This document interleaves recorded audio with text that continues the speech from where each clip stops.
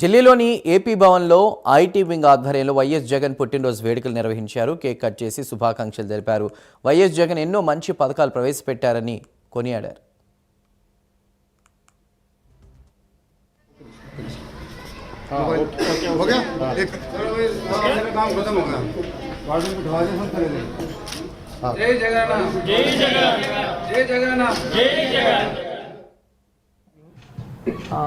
స్థానికులు ఉద్యోగస్తులు కానీ ఏపీ భవన్ ఎంప్లాయీస్ కానీ ఈ కార్యక్రమం నిర్వహించడం జరిగింది.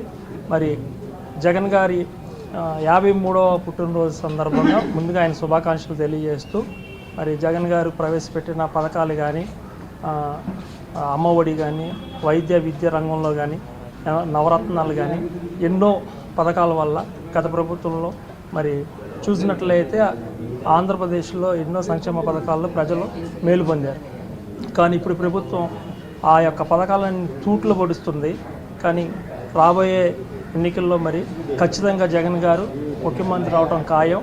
మళ్ళీ సంక్షేమ పథకాలకి రథసారథిగా జగన్ గారు ఉంటారు. మరి ఇలాంటి పుట్టినరోజులు మరెన్నో జరుపుకోవాలని ఆకాంక్షిస్తూ జగన్ గారికి మరొకసారి పుట్టినరోజు శుభాకాంక్షలు తెలియజేస్తున్నాం.